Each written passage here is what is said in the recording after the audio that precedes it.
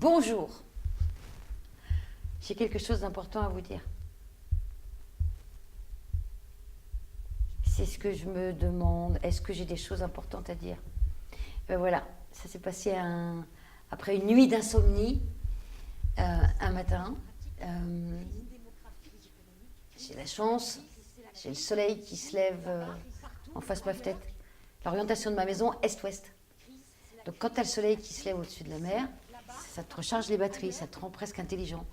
Et après cette nuit d'insomnie où je me tourne et retourne dans mon lit à me poser la question, quel sens à ma vie, je vais bientôt mourir, qu'est-ce que je fais, et Dieu dans tout ça, et la transmission, et la crise climatique, et tout, eh bien j'ai eu l'idée de prendre mon sac à dos, et puis d'aller interroger les jeunes gens. Les jeunes gens partout, au Liban, à la frontière entre le Liban et la Syrie, dans les camps palestiniens, à Cône, en Bretagne, dans un lycée agricole. Et puis aujourd'hui, j'ai eu la chance de rencontrer des jeunes gens de Morlaix, et demain Saint-Brieuc, et avant-hier c'était Gennevilliers. Et quand je vais les rencontrer, je leur demande, vous allez faire le 21e siècle, comment l'envisagez-vous? Est-ce que vous avez des motifs d'indignation? Qu'est-ce qui vous fait mettre debout? Qu'est-ce qui vous ferait vous engager? Ou qu'est-ce qui fait que vous vous engagez? Qu'est-ce qui vous révolte? Et puis certains, avec leur fougue et leur jeunesse, toute leur énergie, t'expliquent.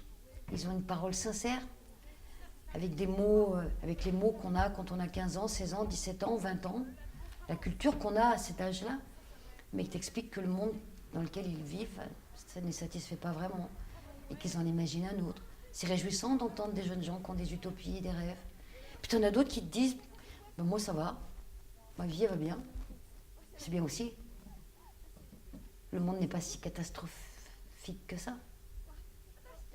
En fait, quand je dis que ça a commencé après une nuit d'insomnie, c'est parce qu'avant la nuit d'insomnie, je suis allée voir une exposition formidable. J'ai rencontré Giacometti pour la première fois, à 60 ans, c'est pas mal.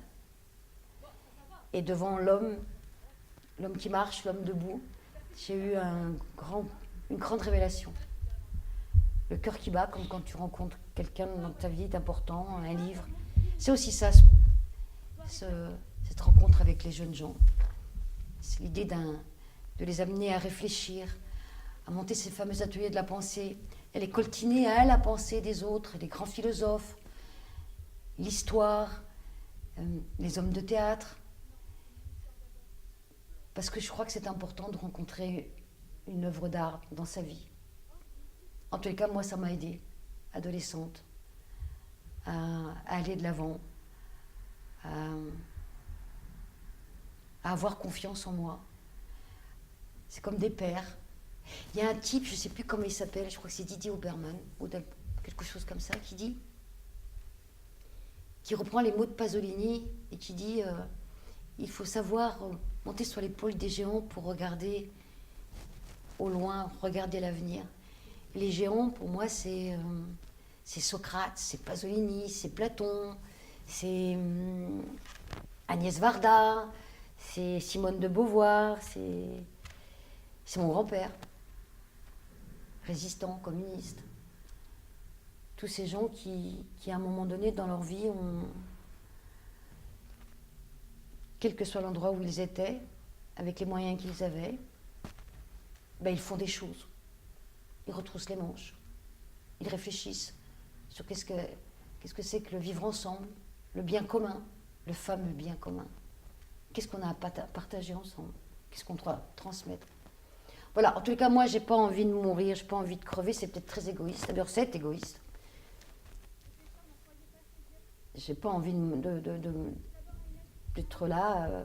Peut-être que je vais, juste avant de mourir, tu sais, le petit basculement, là. Enfin, je suppose que c'est comme ça. Me dire, j'ai rien fait. J'ai envie de tricoter, en fait. J'ai envie de coudre. La pensée, les écrits, les jeunes, les vieux, tout ça mélangé, quoi. Ce qui fait le monde. Il y a Prévert qui dit que la Terre, elle est drôlement jolie quand elle pousse sa petite voiture des 4 saisons. C'est nous qui nous tournons pas rond. Voilà, devant Giacometti, après cette nuit d'insomnie, devant le soleil qui se lève sur la mer, à l'est. Ben ça y est, je vais pleurer. Je me suis dit, et c'est vrai, faut que j'aille trouver cette jeunesse. Ça va être bien. Et c'est vrai. Voilà.